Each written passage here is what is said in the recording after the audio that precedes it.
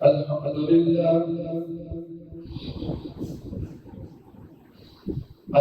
لله نحمده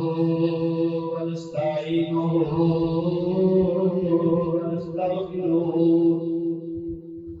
ونعوذ بالله من شرور أنفسنا ومن سيئات أعمالنا من يهده الله فلا مضل له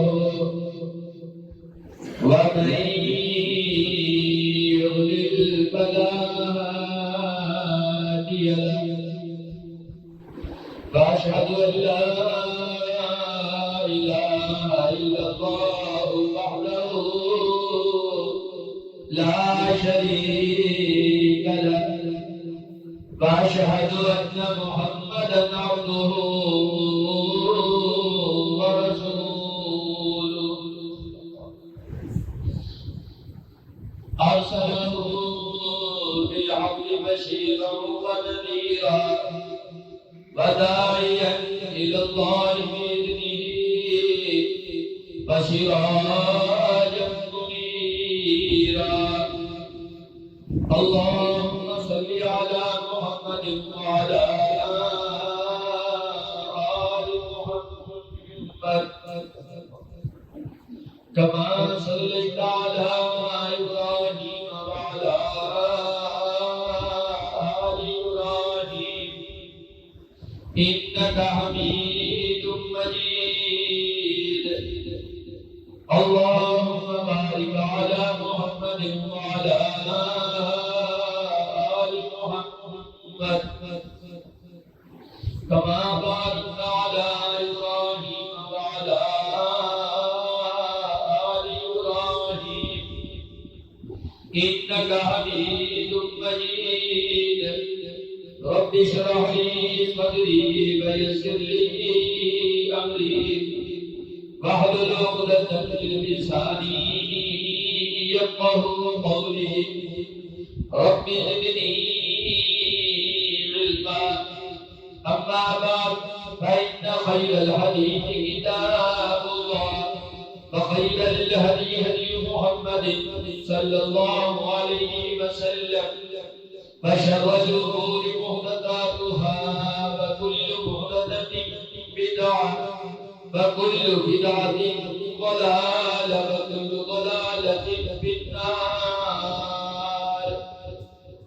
أما بعد فأعوذ بالله السميع العليم من الشيطان الرجيم بسم الله الرحمن الرحيم فإن آمنوا بمثل ما آمنتم به فقد اهتدوا وإن تولوا فإنما هم في شقاق فسيكفيكهم الله وهو السميع العليم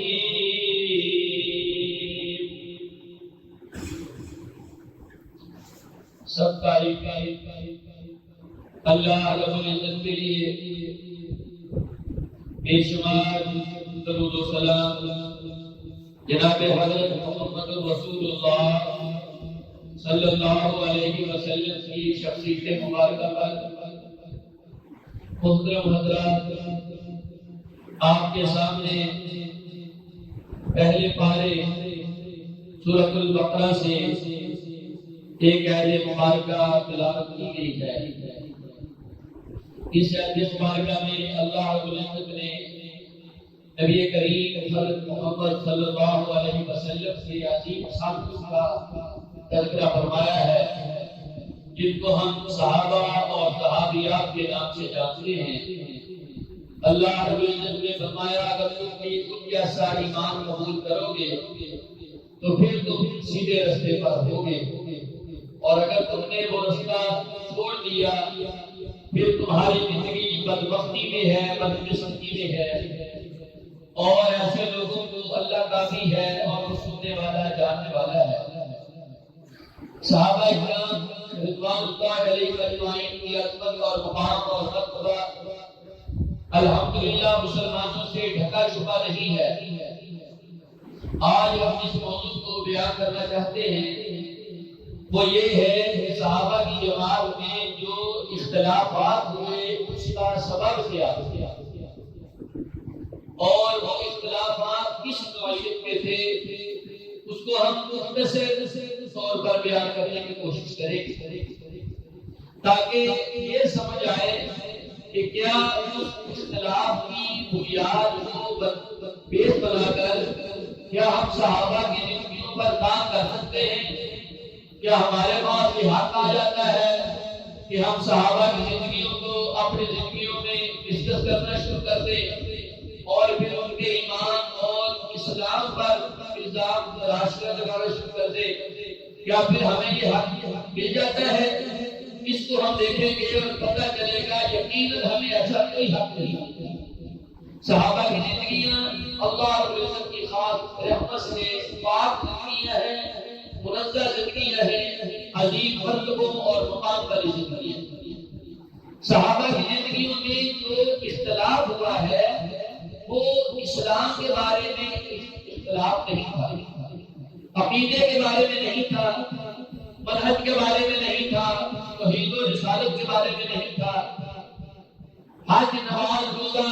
یہ ہے کہ نہیں، اس بارے میں صحابہ کی زندگیوں میں کوئی اختلاف نہیں. جیسی شریعت نبی کریم صلی اللہ علیہ وسلم لے کر کے مبعوث ہوئے تھے سب صحابہ کا اس پر ایمان. چند مسائل کے فقہی اختلاف ہوتے تھے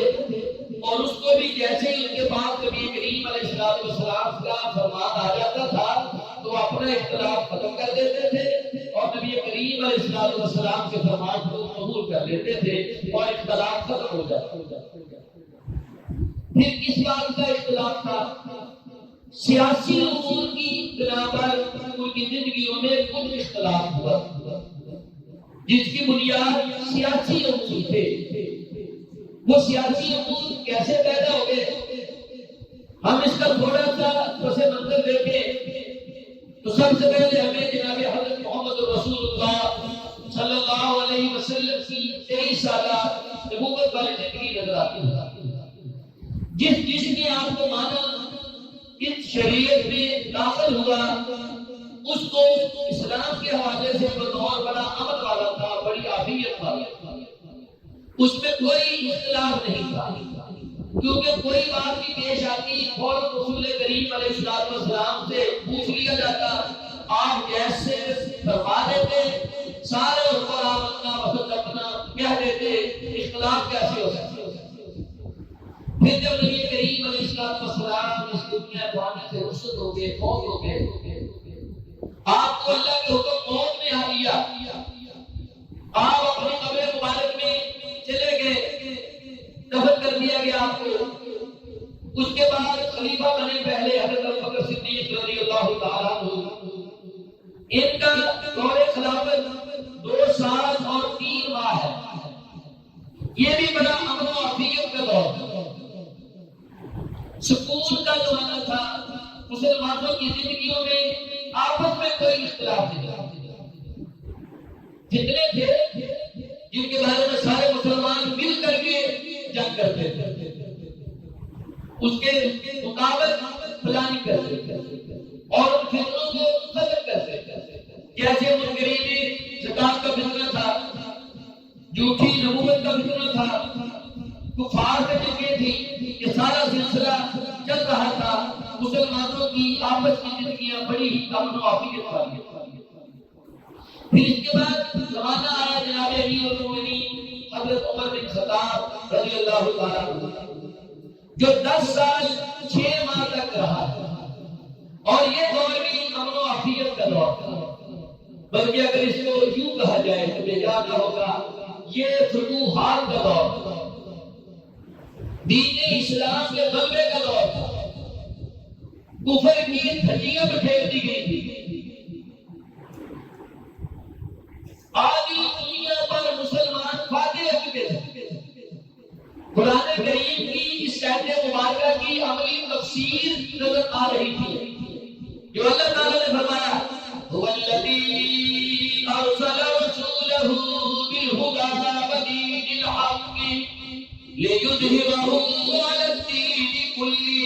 وَكَفَى بِاللَّهِ شَهِيدًا۔ مالک کائنات نے فرمایا ہم نے اپنے رسول کو دین حق دے کر دیا تاکہ اسے دنیا کے تمام دینوں پر غالب کر سکے، اور اللہ اس بات کی گواہی دینے والا کافی ہے۔ کہیں پر اللہ تعالیٰ نے آخر پر فرمایا وہی ذات ہے جس نے اپنے رسول کو دین حق دے کر بھیجا تاکہ اس سے دنیا کے تمام دینوں پر غالب کر دے، اگر کے کافروں کو یہ بات پسند نہ بھی ہو۔ اس قدر فتوحات کا دورہ تھا کہ کافر کو اگر لکھتا ہے اگر اسلام کی تاریخ میں ایک عمر اور آ جاتا تو پوری دنیا پر اسلام کا جھنڈا لہرا جاتا۔ رضی اللہ عنہ۔ یہ زمانہ بھی مسلمانوں کی آپس کی زندگیوں کا بڑا عافیت والا زمانہ تھا۔ پھر جب شہید کر دیا گیا حضرت عمر بن خطاب کو رضی اللہ عنہ کو، خلیفہ بنے حضرت عثمان غنی رضی اللہ تعالیٰ عنہ۔ ان کی خلافت کا زمانہ 12 سال۔ ان کے زمانے میں بھی فتوحات ہو رہی تھی، اسلامی جنگیں جاری تھی، اسلام کا مقابلہ ہو رہا تھا، لیکن پھر ان کی شہادت کا افسوسناک واقعہ ہوا، جس کے بعد فتنوں کے دروازے کھلنے کی ابتدا ہو گئی، اور اس کے بعد ایسے فتنے رونما ہوئے، دروازہ کھل گیا، قیامت تک یہ فتنے آتے رہیں گے اور جاری رہیں گے۔ جو حضرت عثمان غنی رضی اللہ عنہ کی شہادت کے بعد فتنے شروع ہوئے، قیامت تک ختم نہیں ہوں گے کیونکہ فتنوں کا دروازہ کھل گیا۔ یہ کیا معاملہ ہوا ہے؟ اس کو دیکھنے کے لیے آپ کو تاریخ پر، اسلامی تاریخ ہے، نظر رکھنی چاہیے۔ یہودی بڑی بدکار قوم ہے، کینہ پرور قوم ہے، دل میں بغض رکھنے والی قوم ہے، منصوبے بنانے والی قوم ہے، ان کا شر بہت زیادہ ہے، ان کے اندر شر بہت ہے۔ مدینہ میں جب نبی کریم علیہ السلام تشریف لائے تو یہودی عبداللہ بن ابی کو اپنا سردار بنانے والے، سرداری اس کی گئی، اوپر سے مسلمان ہو گیا۔ یہودی پھر بھی بدکاریاں کرتے رہے، مدینہ سے ان کو نکال دیا گیا، خیبر میں چلے گئے، وہاں جا کر کے بھی سازشیں کرتے رہے، وہاں سے ان کو نکالا گیا۔ نبی کریم علیہ السلام نے فرمایا اگر مجھے موقع ملا تو میں ان کو عرب کی سرزمین سے ہی نکالوں۔ اس قدر یہ بدکار قوم ہے، شر پسند قوم ہے، دہشت گرد ہے۔ جب حضرت عمر بن خطاب کا زمانہ آیا رضی اللہ تعالیٰ عنہ تو انہوں نے نبی کریم علیہ السلام کی اس خواہش کو پورا کر دیا اور یہودیوں کو وہاں سے بھی نکال دیا۔ اب یہودیوں کی فطرت میں یہ بات داخل ہے کہ یہ کینہ پرور ہے، یہ اپنے مخالفین کے خلاف بلانیاں کرتے رہتے، سازشیں کرتے رہتے، اور قیامت تک ان کا یہ سلسلہ اسی طرح چلتا رہے گا۔ اللہ رب العزت نے قرآن حکیم میں فرمایا ہے وَلَن تَرْضَىٰ عَنْكَ الْيَهُودُ وَلَا النَّصَارَىٰ حَتَّىٰ تَتَّبِعَ مِلَّتَهُمْ۔ اے میرے محبوب پیغمبر جناب حضرت محمد صلی اللہ علیہ وسلم، آپ یہودیوں کو راضی نہیں کر سکتے، یہ اس وقت تک راضی نہیں ہو سکتے حتیٰ کہ آپ اسلام چھوڑ کر یہودی نہ بنیں۔ یہودی بنیں گے تو یہ خوش ہوں گے، ویسے یہ خوش نہیں ہو سکتے۔ ان کے دل میں یہ غصہ تھا اور پریشان تھے اور معاشرے میں ذلیل ہو چکے تھے اور پستی میں کہتے تھے۔ انہوں نے بھی ایک سازش کی، یمن کا ایک شخص تھا یہودی جس کا نام تھا عبداللہ بن سبا، اس کو انہوں نے تیار کیا اور اس نے کلمہ پڑھی، مسلمان ہو گئے اور مسلمان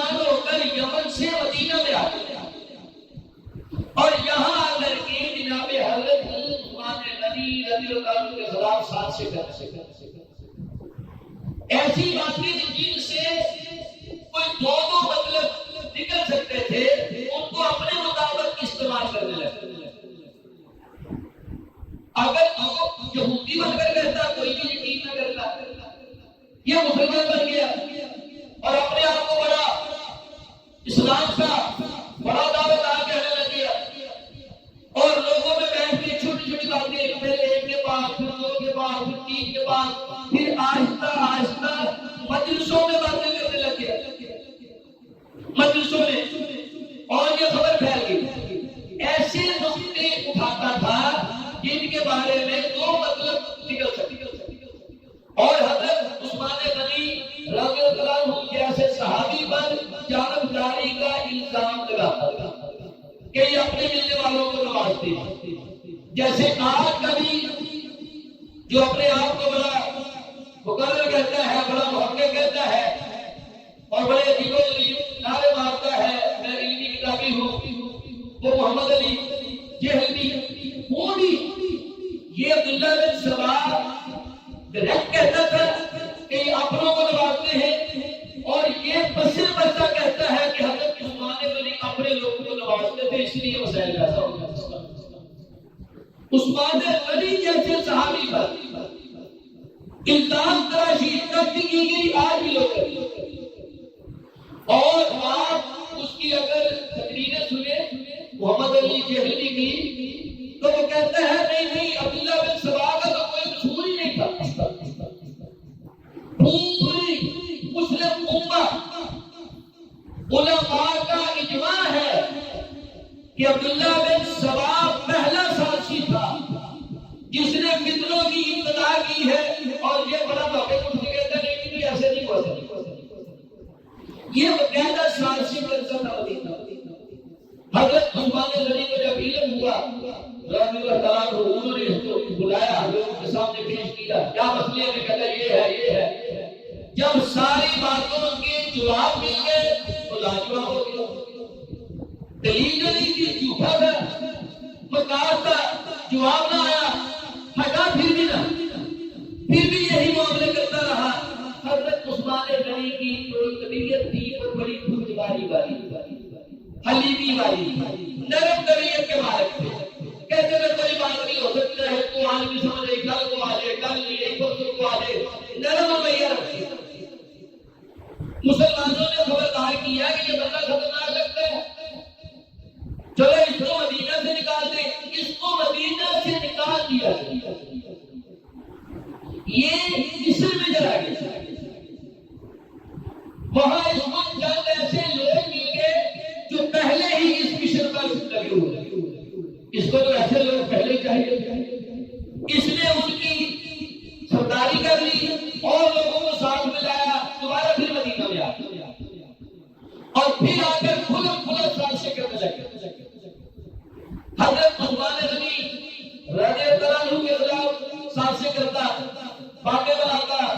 کہتا کیا تھا کہ حضرت عثمان غنی کو اپنے اس خلافت والے عہدے سے مستعفی ہو جانا چاہیے, خلافت چھوڑ دینی چاہیے, استعفا دے دینا چاہیے. الزام لگاتا تھا. مناظرے ہوئے, گفتگویں ہوئی, آپس میں ساری باتوں کی تحقیق ہوئی, ہر بات میں جھوٹا ثابت ہوتا تھا. کہتے تھے پھر بھی آپ کیونکہ ہم آ گیا پھر بھی چھوڑ. اب چھوڑنے کیوں نہیں تھے؟ یہاں پر جو مسئلے ہیں ان کو بھی جاننا چاہیے. اسلامی حکومت اسلامی خلیفہ منتخب ہوا ہو, اس سے معزول ہونے کا مطالبہ نہیں کیا جا سکتا. شریعت کی روح سے اسلامی حکمران سے مستعفی ہونے کا مطالبہ نہیں کیا جا سکتا. اگر آپ کو لگے کہ اس کے معاملات ٹھیک نہیں ہیں تو آپ دعا کر سکتے ہیں. دو دعائیں. پہلی دعا یہ دعا کریں گے یا اللہ اس کو ہدایت دے, یا اللہ اس کو نرم دل کر دے, اس کو معاملے کی فہم عطا کر.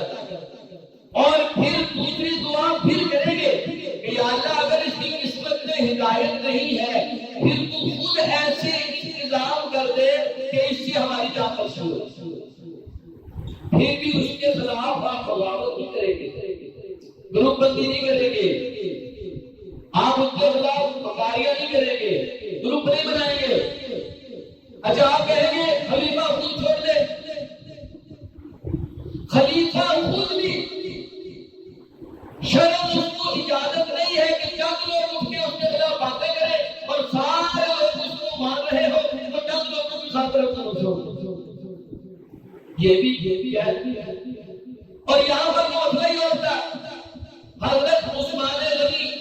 رضی اللہ عنہ کو نبی کریم صلی اللہ علیہ وسلم اپنی زندگی میں فرما چکے تھے، اے عثمان ان اللہ سیقمصک قمیصا فلا تخلعه حتى تلقى اللہ۔ اے عثمان ایک وقت آئے گا اللہ کی طرف سے تمہیں ایک قمیص پہنائی جائے گی، اے عثمان ایک وقت آئے گا اللہ کی طرف سے تمہیں ایک قمیص پہنائی جائے گی، لوگ اس کو اتارنا چاہیں گے تو اس کو نہ اتارنا، اسے نہ اتارنا، لوگ تیرے خلاف سازشیں کریں پھر بھی نہ اتارنا،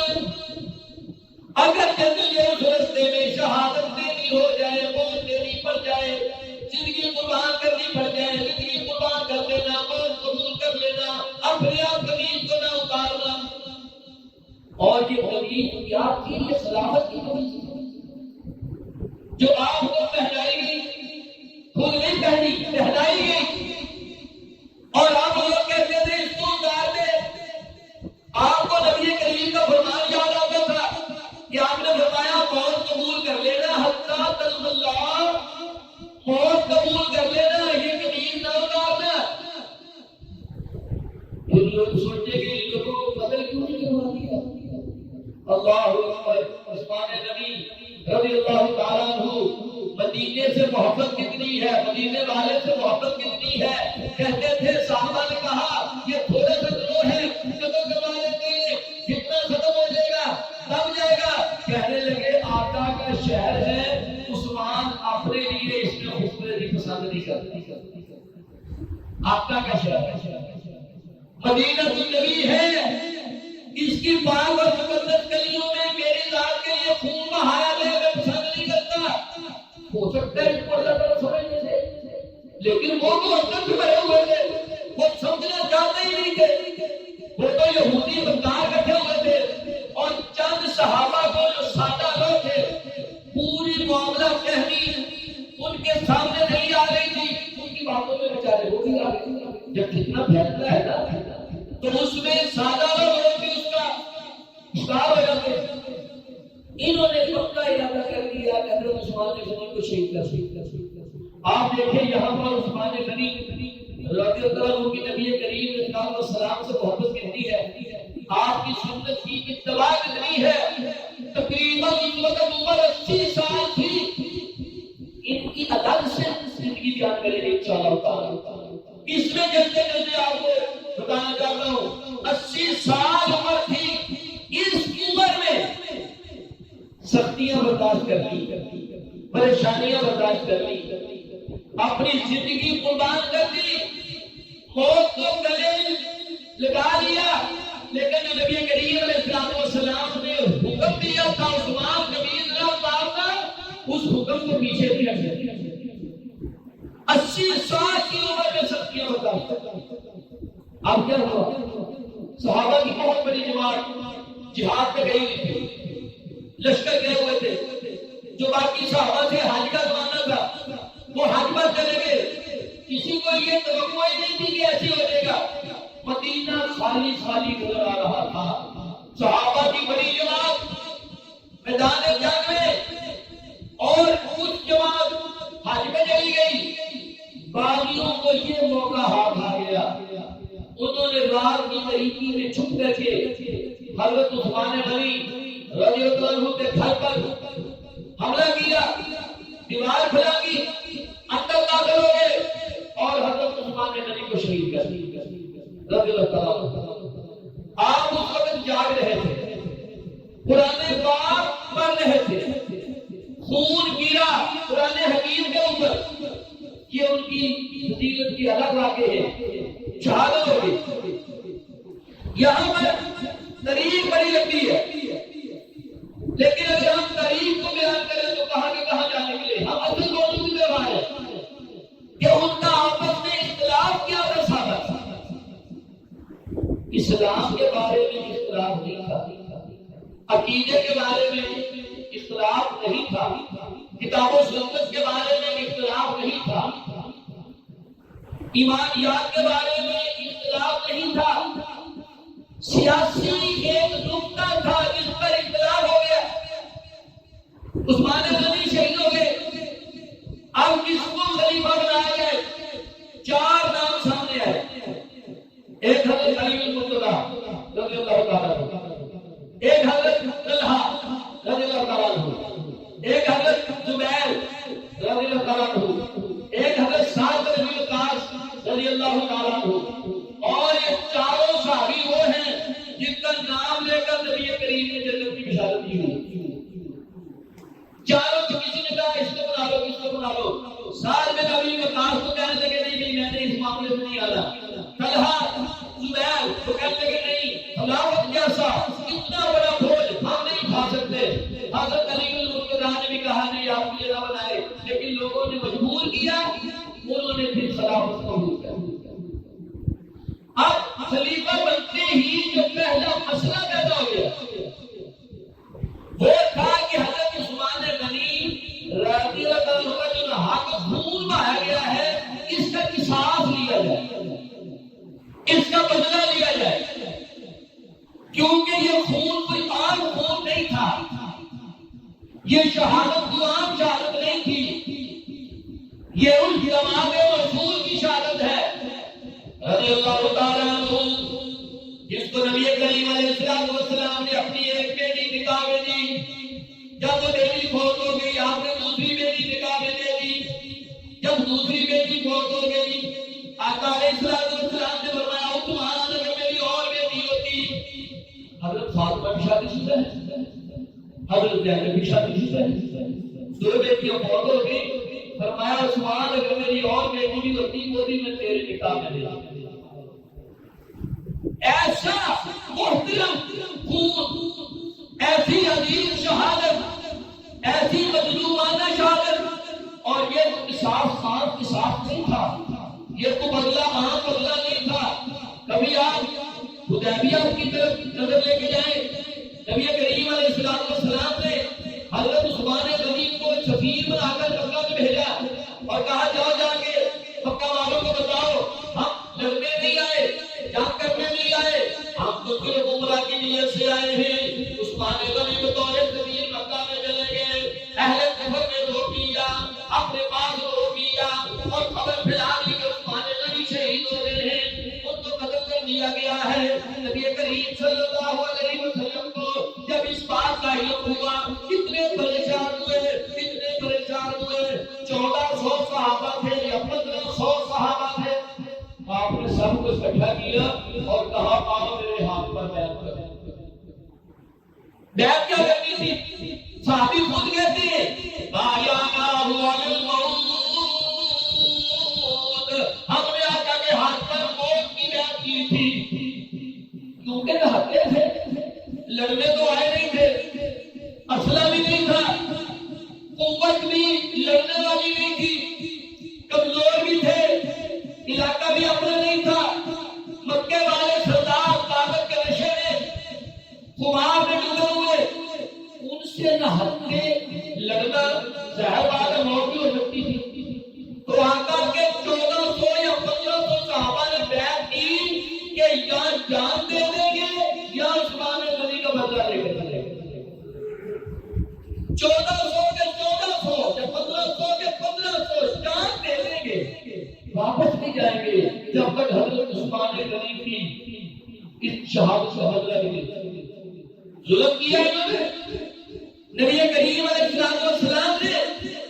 جب سب سے بیعت لی اور پھر آخر پر اپنا دوسرا ہاتھ نبی کریم نے خود رکھ دیا، فرمایا یہ ہاتھ عثمان غنی کی طرف سے ہے۔ کیا مطلب ہے؟ فرمایا اگر عثمان غنی زندہ ہوا مجھے اس پر اتنا یقین ہے کہ جیسے میں نے سب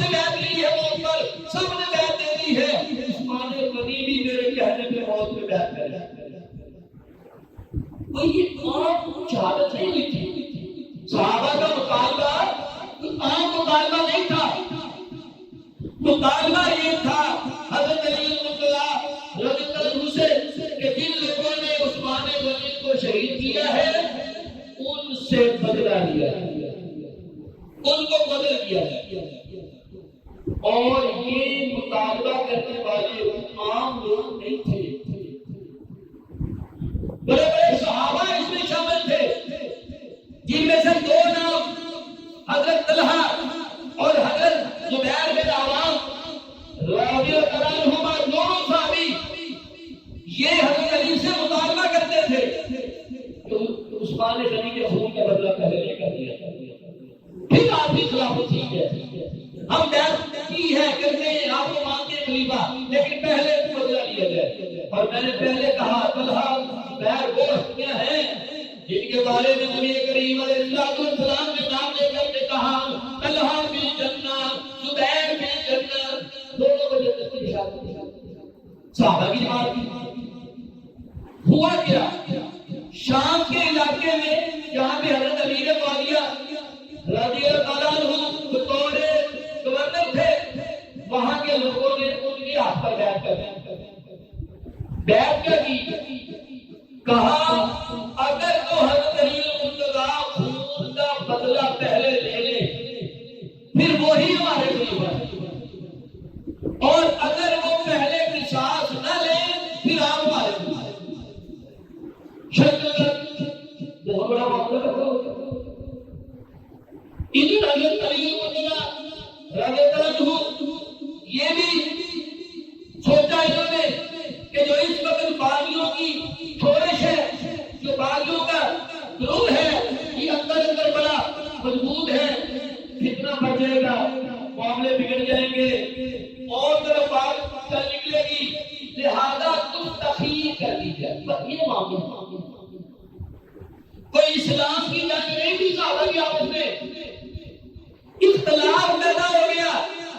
امیر معاویہ کے ہاتھ پر بیعت کرنے والے کہتے تھے پہلے بدلہ لیا جائے, علی بن مرتضیٰ کہتے تھے پہلے حکومت تھوڑی سی تو لے پھر بدلہ لے لیں. وہ بھی کہتے تھے بدلہ لے لیں, وہ بھی کہتے تھے بدلہ لے لیں گے, آپ بس کچھ دیر کے لیے رک جائیں. پتہ چلا سیاسی مسئلے پر اختلاف تھا, اور یہ ان کا اختلاف ضد پر مبنی نہیں تھا, تعصب پر مبنی نہیں تھا. دونوں اپنی اپنی جگہ پر اپنی اپنی رائے کو صحیح سمجھ رہے تھے, اور یہ دونوں رائے کرنے والے عام لوگ نہیں تھے, ادھر بھی صحابی تھے ادھر بھی صحابی تھے. اور ہمارا یہ عقیدہ ہے کہ سارے صحابہ عادل ہیں. پہلے ہم نے بات کی, سارے صحابہ سچے ہیں, سارے صحابہ ہدایت یافتہ ہیں, سارے صحابہ جنتی ہیں, سارے صحابہ پر اللہ کا فضل ہو چکا ہے, سارے صحابہ کا ایمان اللہ تعالیٰ نے خود چیک کر لیا ہے, سارے صحابہ پر اللہ راضی ہو چکے ہیں.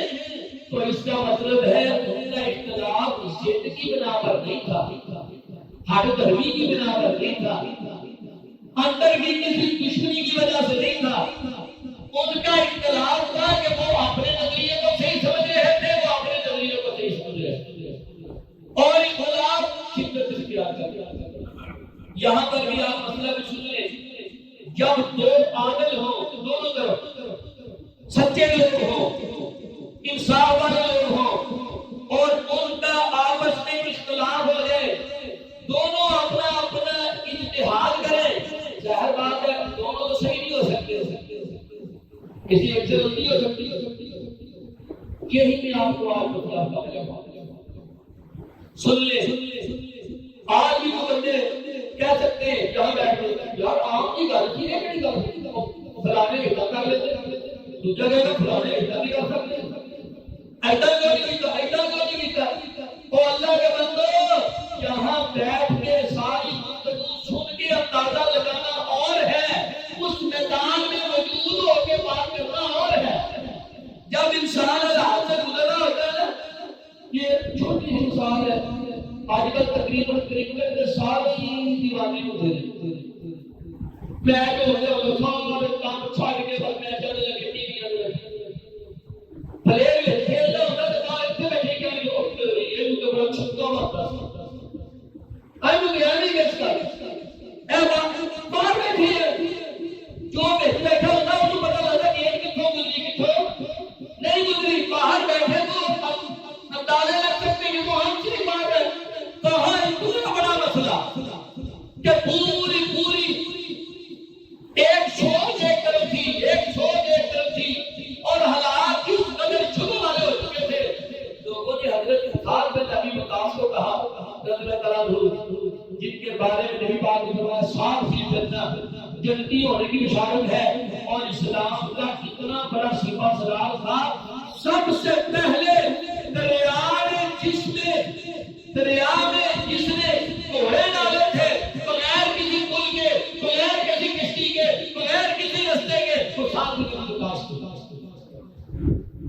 کسرا کے محاذ پر لوگ حیران تھے کہ یہ مسلمان یہاں پر کیسے پہنچیں گے اور ساتھ میں نبی وقاص کہہ رہے تھے آج جمعے کی نماز اس علاقے میں پہنچ گئے نہ کشتی نظر آ رہی ہے نہ کوئی پل نظر آ رہا ہے نہ کوئی رستہ نظر آ رہا ہے اتنے عظیم سپہ سالار اپنے گھوڑے کو بغیر رستے کے دریا میں ڈال دیا اور صحابہ نے بھی ڈال دیے اور دیکھتے گھوڑے پار گزر گئے دشمن پر اتنی ہیبت ڈالی ہوئی یہ کیا چیز ہے ان کے بارے میں کہا تھا شاعر نے رشت و چشت تھے دریا بھی نہ چھوڑے ہم نے پہلے ظلمات میں اڑا دیے گھوڑے ہم نے اتنا بڑا سپہ سالار آج معاملہ اس قدر زیادہ پیچیدہ ہو گیا کہ لوگوں نے کہا صاحب بھی کسی طرف آ جاؤ کہا نہیں میں نہیں آ سکتا ہاں اس وقت آ سکتا ہوں مجھے ایک تلوار دے دو جس کی 2 آنکھیں اور وہ دونوں آنکھیں دیکھتی ہوں اور اس تلوار کی زبان بھی ہو جس سے وہ بولتی ہو اور مجھے بول کے بتائے کہ یہ مومن ہے اس کو نہیں ماننا یہ کافر ہے اس کو ماننا ہے پھر ورنہ بھائی میں نہیں کرتا اتنا بڑا فیصلہ میں نہیں کر سکتا اور ساتھ ہی نبی وقاص جیسا صحابی اتنا بڑا فیصلہ نہ کرے آج کا موقع دے لی جیلی جیسا بندہ اس کے فیصلے کرنے لگے اور ہم لوگ اٹھ کے کہہ دیں یار ایسے اتنا ہوتا سکتا سی اپنا ایمان خطرے میں ڈالے رک جاؤ اپنے ایمان کی فکر کرو میں نہیں آپ کو کہہ رہا نبی کریم صلی اللہ علیہ وسلم نے اپنی زندگی میں کہہ دیا تھا اذا ذکر صحابی فامسکوا او میرے ماننے والوں قیامت تک آنے والوں جب کہ کبھی میرے صحابہ کے بارے میں گفتگو ہونے لگے تو اس میں اپنی کوئی رائے نہ دینا تم اس میں اپنا کوئی موقف نہ پیش کرنا تم اس میں اپنی کوئی حکمت نہ دکھانا بلکہ اپنی زبانوں کو روک لینا یعنی صحابہ کے بارے میں کہیں کچھ منہ نہ کرنے لگے تو نہ کہ ایسا تو نہیں ہوا یہ ایسا کبھی یاد آ لے تمہارا نام ہے بس اس کا مرتبہ بیان کرنا ان کا مقام بیان کرنا ان کی شان بیان کرنا اور صحابہ کے بارے میں بات کرنا لوگوں کو نہیں سمجھ نہیں آئی ایسے لفظ بول لیں اللہ اکبر امام ابو زرع الرازی رحمہ اللہ تعالی بہت بڑے چوٹی کے بہت بڑے چوٹی کے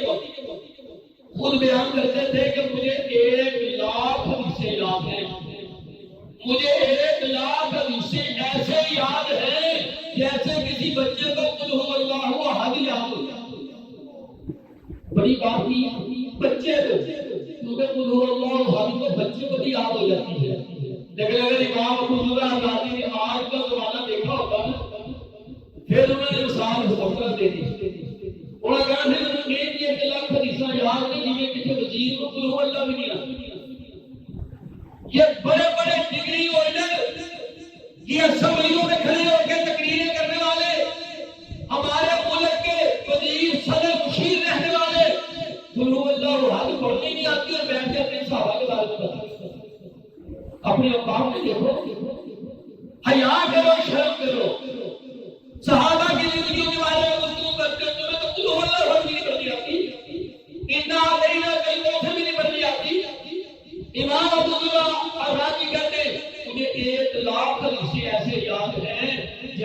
کسی بچے کو قل اللہ احد یاد یہاں پر بھی ایک اور بات ہے کئی لوگ بولتے ہیں لاکھ حدیث کئی کہتے ہیں امام بخاری 6 لاکھ حدیث یاد تھی وہ صحیح بخاری تھوڑیاں نہیں ہیں باقی کتنے گئی ہیں اصل میں اس لیے لوگ کہتے ہیں ان کو لفظ حدیث کے معنی کا نہیں پتہ یہ بھی آپ لوگ بیٹھے ہوئے یہ بھی سن لیں حدیث کے 2 معنی ہیں ایک ہے لغوی معنی ایک ہوتا ہے اصطلاحی معنی لغوی معنی ہوتا ہے کہ اس کا لفظی معنی کیا ہے لغت میں کیا کہتے ہیں لغت میں حدیث کا معنی ہے قول رسول اللہ وفعلہ وتقریرہ اللہ کے رسول صلی اللہ علیہ وسلم کا جو عمل ہے جو آپ نے فرمایا ہے یا آپ نے کسی صحابی کو کام کرتے دیکھا لیکن آپ نے اس پہ کوئی گفتگو نہیں کی خاموشی اختیار کی اس کو حدیث رسول کہتے ہیں لغت اصطلاح میں کس کو کہتے ہیں اصطلاح میں کہتے ہیں جیسے مطلب آپ لوگ مطلب 500 لوگ بیٹھے آپ نے میری بات سنی ہر بندہ اپنی اپنی محفل میں چلا گیا وہاں جا کر آپ نے اپنی محفل میں کہا آج ہم نے جمعہ پڑھا تھا حافظ صاحب نے یہ بات ایسے بیان کی آپ کی بات 4 لوگوں نے سن لی ہر بندے کی بات کسی کی بات 5 نے سن لی کسی کی 6 نے سن لی کسی کی 8 نے کسی 2 نے اب انہوں نے آگے جا کر کسی کو بتائی اب وہ جو آگے کسی کو بتائی ہے وہ کہتا ہے تم نے کہاں سے سنی وہ کہتا مسجد میں جمعہ پڑھ کے بندے آئے تو میں نے ان سے سنی وہ کہتے تھے کہ آپ جمعہ پڑھے اب وہ جو آخری بندہ ہے وہ کہتا ہے میں نے فلاں سے سنا فلاں جمعے کے اندر موجود تھا اب میری بات کو 500 بندے سن رہے ہیں 500 بندے جا کے 5,000 بن گئے 5,000 سے آگے کتنے بن گئے یہ جتنے لوگ بات بیان کر رہے ہیں ان کو بھی حدیث کہتی ہے یعنی امام ابو ذر یعنی کو لاکھ باتیں یاد تھی کہ فلاں نے فلاں سے سنا یہ جو ایک ہی بات کو کتنے لوگ بیان کرتے ہیں سب کو کیا کہتے ہیں حدیث کہتے ہیں لغت میں تو 1 لاکھ حدیثوں کا مطلب یہ نہیں ہے کہ اللہ کی 1 لاکھ ہو اینڈ پہ جا کے بات ایک بھی ہو سکتی ہے 10 بھی ہو سکتی ہے باتیں 100 بھی ہو سکتی ہے بیان کرنے والے جتنے واسطے ہیں جو جس بندے کو یہ سارے واسطے یاد ہو علیحدہ امام اس کو کہتے تھے اس کو اتنی حدیثیں یاد ہیں یعنی اس کو اتنے واسطے یاد ہیں امام ابو ذر غازی کو 1 لاکھ واسطے یاد اور ایسے یاد ہیں اس نے کہتے یار گل کسی نے کسی تھی پر نہیں یاد آ رہے کئی بار ایسے ہو جاتا ہے تو سانوں سے ایک نام ہی بھول جاتا ہے اور انہوں نے 1 لاکھ نام یاد کیا اور ہر گل کا وکھرا اے گل کتنے بیان کی اے گل کتنے بیان کی اے گل کتنے بیان کی لاکھ واسطے یاد نے یہ جی یاد ہے جی کسی بچے کو پوچھو اللہ احد یاد دیا اللہ اکبر بیان کیا فرماتے ہیں کہتے ہیں اذا رأيت الرجل ينتقص احدا من اصحاب رسول الله فاعلم انه صديق اور میرے سننے والوں سن لو جب تم کسی بندے کو دیکھو کہ وہ صحابہ کی شان میں کمی کر رہا ہے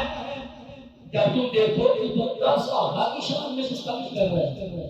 جب تمہیں پتا چلے کچھ شخص صحابہ کی زندگیوں کے بارے میں بات کر رہا ہے فاعلم انه صدیق تو جان لو کہ بندہ صدیق ہے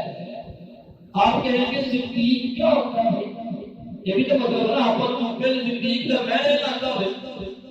لفظ کیسے شاہ نون دال یا اور بڑا قاف تو والا صدیق وہ صدیق ہے صدیق ہوتا ہے بے دین بندہ جس میں دین ختم ہو جاتا ہے جو صحابہ کی شان میں گستاخی کرے سمجھو اس کا دین ہی ختم ہے اس کا دین ہی ختم ہے میرے بھائیو سال سے نبی پکار کیا تھا صحابی کہتا میں نہیں لے جاتا نہیں معاملہ بڑا شبہ پہ گیا ہے اس واسطے میں نہیں لے جاتا بولتا تو میں بڑا بول سکتا تسی بول سکتے ہیں آئدہ مولی بول سکتے ہیں اور صحابہ کی زندگیوں کے بارے میں آقا نے فرمایا جب میرے صحابہ کے بارے میں گفتگو ہو رہی ہو فہم سکو اپنی زبانوں کو روک لیا کرو لہذا کسی لوگوں کی بات کا بیان کرے لو جی پھر علی مرتضیٰ نے ایجنٹ کیوں نہیں کیتا جی؟ کوئی بندہ اٹھ کے کرے لو جی پھر امیر معاویہ نے ایجنٹ کیوں نہیں کیتا؟ سب نے اپنے مطابق جو کیے تھے. یہ الگ بات ہے جب دو سچے لوگ کوئی رائے قائم کرتے ہیں، کسی ایک کو ظاہر بات غلطی لگی ہوگی، لیکن جب دونوں سچے ہوں تو غلطی کرنے والے کو بھی اللہ تعالیٰ ایک اجر عطا فرماتے ہیں. کیوں بنا؟ کہ اس کی نیت ٹھیک ہوتی ہے، اس کی نیت میں تعصب نہیں ہوتا، اس کی نیت میں ہم دردی نہیں ہوتی، اس کی نیت میں قوم پرستی نہیں ہوتی، اس کی نیت میں گروپ بندی نہیں ہوتی، اس کی نیت میں ہوتا ہے تو اللہ کو راضی کرنا. لہذا اس کو غلطی بھی لگ جائے تو ایک اجر ملتا ہے، اور جس کو غلطی نہ لگی ہو اس کو اللہ تعالیٰ 2 اجر عطا فرماتے ہیں. میں کہتا ہوں کہ کسی صحابی کو غلطی لگی اس کو تو پھر بھی اجر مل گیا، میں اپنی کیوں معافی کرتا ہوں؟ میں کیوں نہیں سوچ رہا؟ میرے بھائیوں میں وہ بات کہہ رہا تھا کہیں بیچ میں نہ رہ جائے. جب دو بندے آپس میں کوئی رائے قائم کرتے ہیں، آقا علیہ الصلوۃ والسلام نے خود فرمایا اذا حکم فاجتہد ثم اختار فلہ اجر واحد. جب کوئی بندہ حاکم بن جائے، فیصلہ کرنے لگے، پھر اس کو غلطی لگ جائے، اسے پھر بھی اللہ تعالیٰ ایک اجر عطا فرماتے ہیں. جب دونوں تعصب سے پاک ہو، اور صحابہ سارے کیا ہے؟ تعصب سے پاک ہیں، اللہ کی جنت کے حقدار ہیں. انہوں نے اللہ کے لیے اپنے مال بھی قربان کیے، اپنی جانیں بھی قربان کی. اللہ نے ان کو جنت کے بعد سے بنا دیا. واخر دعوانا الحمدللہ.